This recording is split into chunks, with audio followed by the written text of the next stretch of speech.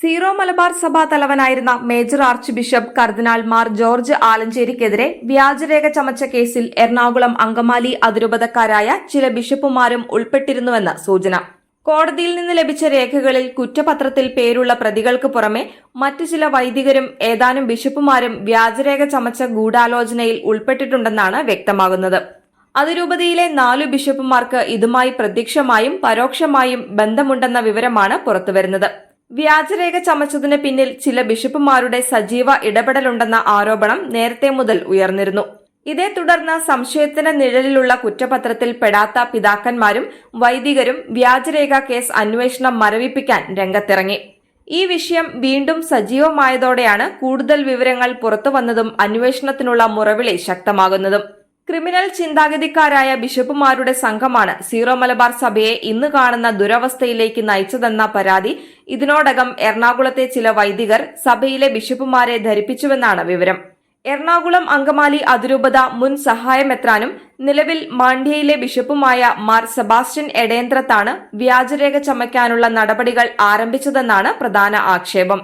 Faridabad arch bishop Mar Kuriakose Bharanikulangara വ്യാജരേഖയുടെ കരട് പകർപ്പ് ഏറ്റുവാങ്ങി അത് തയ്യാറാക്കിയവരെ അഭിനന്ദിച്ചുവെന്ന വിവരവും വൈദികർ ബന്ധപ്പെട്ടവരെ ധരിപ്പിച്ചിട്ടുണ്ട്.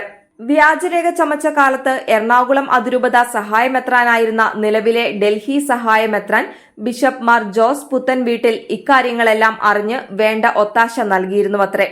അതിരൂപത സഹായമെത്രാനായിരുന്ന റിട്ടയർ ചെയ്ത മാർ തോമസ് ചക്കിയത്ത് എക്കാലവും തിരശീലയ്ക്ക് പിന്നിൽ സജീവമായി കരുക്കൾ നീക്കിയെന്നാണ് ആക്ഷേപം.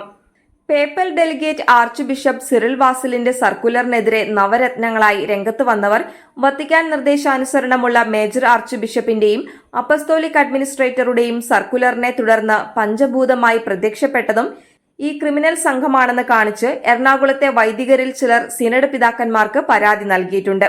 വത്തിക്കാനെയും പരിശുദ്ധ പിതാവിനെയും പോലും അപമാനിക്കുന്ന ഇത്തരക്കാരുടെ സമ്മർദ്ദങ്ങൾക്ക് സഭാ നേതൃത്വം കീഴടങ്ങുന്നുവെന്ന ആക്ഷേപവും വൈദികർ ഉന്നയിച്ചിട്ടുണ്ട്.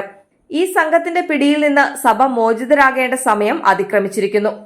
സഭയ്ക്കെതിരെ ഗുരുതര നീക്കം നടത്തുന്ന സംഘത്തിലെ മെത്രാൻമാർക്ക് സിനഡ് യോഗത്തിൽ പങ്കെടുക്കാൻ അവകാശമില്ലെന്ന് സഭയുടെ നന്മ ആഗ്രഹിക്കുന്ന ഏതൊരാളും സമ്മതിക്കുമെന്ന് വൈദികർ ചൂണ്ടിക്കാട്ടുന്നു. വ്യാജരേഖയിൽ ബിഷപ്പുമാർക്കും പങ്കുണ്ടെന്ന ആക്ഷേപം വ്യാപകമായതോടെ സിനഡ് യോഗത്തിൽ ഇതിനെതിരെ വിട്ടുവീഴ്ചയില്ലാത്ത നിലപാട് സ്വീകരിക്കണമെന്ന ആവശ്യം ശക്തമാണ്. ബിഷപ്പുമാരിൽ പലർക്കും ഇക്കാര്യത്തെക്കുറിച്ച് നിരവധി പരാതികൾ ലഭിച്ചെന്നാണ് വിവരം. സഭയെ ഒറ്റുകൊടുക്കുന്നവർക്കെതിരെ സത്യസന്ധരും സഭയ്ക്ക് വേണ്ടി നിലകൊള്ളുന്നവരുമായ മെത്രാൻമാർ ഉറച്ച നിലപാട് സ്വീകരിച്ചാൽ സീറോ മലബാർ സഭ നിലവിലെ പ്രതിസന്ധിയെ അതിജീവിക്കുമെന്ന പ്രതീക്ഷയാണ് വിശ്വാസികൾക്ക് ഉള്ളത്.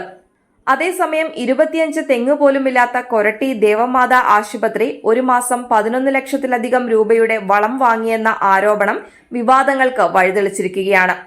വിമത നേതാക്കളിൽ ഒരാളായ ഫാദർ ജോസ് ഇടശ്ശേരിയാണ് ആശുപത്രിയുടെ ഡയറക്ടർ.